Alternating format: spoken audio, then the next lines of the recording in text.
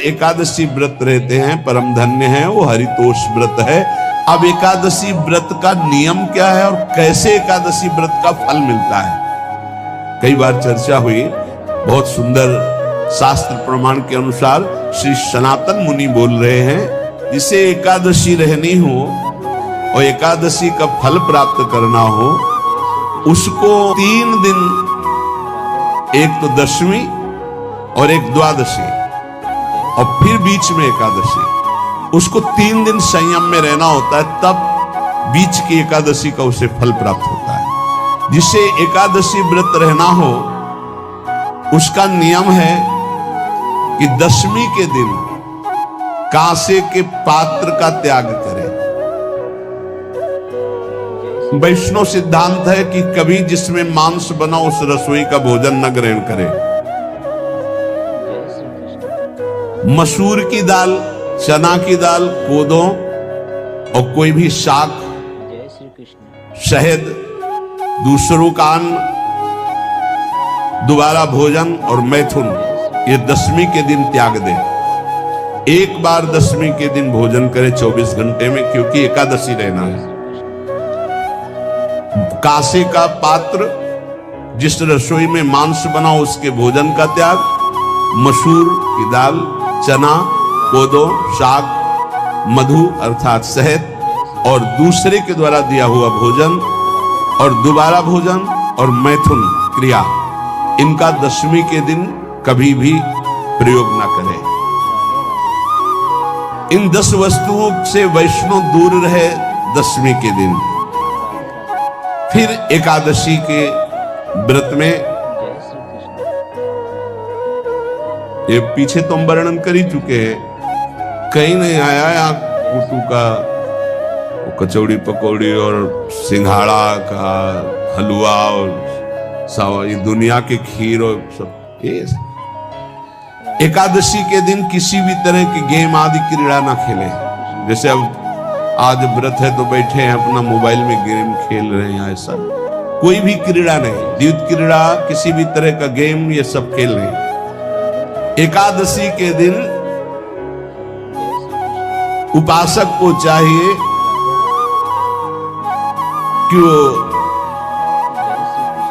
किसी भी तरह की क्रीड़ा, मनोरंजन बिल्कुल नहीं, नींद नहीं लेनी उसको, न दिन में न रात में, एकादशी व्रत। और प्रायः पुराने महापुरुषों ने ऐसा किया है। रामदास जी डाकोर के रात में जाते थे, रणछोड़ भगवान के यहाँ कीर्तन करते थे जाकर, तभी तो भगवान उनके कीर्तन पर, उनकी भक्ति पर रीझ कर गाड़ी में बैठकर उनके साथ आए थे। पूरी रात जगकर कीर्तन करना, और दिन में तो सोना ही निषेध है, पान खाना निषेध है। एकादशी को बिल्कुल नहीं। जो व्रत रह रहे, वृक्ष से तोड़कर जो दतून की जाती एकादशी के दिन है। दूसरे की निंदा करना, चर्चा करना नहीं, अर्थात अधिकतर मौन व्रत धारण करे एकादशी के दिन। चुगली करना, कोई चोरी करना, वाणी से, शरीर से, मन से किसी को दुख पहुंचाना, भोग करना, मैथुन करना, किसी के ऊपर गुस्सा करना, झूठ बोलना, एकादशी के दिन ये नहीं करना चाहिए। एकादशी को एक बार कुछ फलाहार शुद्ध, अगर आपके पास कोई व्यवस्था नहीं तो थोड़ा दूध है, जल है, ऐसे आप लेकर, या थोड़ा सा फल ले, थोड़ा सा फल लेकर के प्राण पोषण, एक दिन में मर नहीं जाओगे। कितने तो निर्जला एकादशी रहते हैं, हर एकादशी निर्जला। पूज्य श्री मथुरा दास जी निर्जला ही रहते थे हर एकादशी। चलो भैया, आपकी सामर्थ्य नहीं तो जल 2-4 बार ले लो, एक बार थोड़ा सा दूध और फल ले लो, चल जाएगा काम, प्राणों का पोषण हो जाएगा। ये आचरण न करे, एक बार कुछ आहार ले ले, वो भी शुद्ध भगवद अर्पित प्रसाद। फिर द्वादशी को कांस के पात्र में द्वादशी को भी भोजन न पावे। जिस रसोई में मांस बनाओ उसमें आहार न ले, किसी भी तरह का नशा द्वादशी को न करे, शहद न पाए, तेल के बने पदार्थ न पाए, मिथ्या भाषण न करे और बहुत शरीर का व्यायाम न करे, बहुत थकावट वाले कार्य न करे,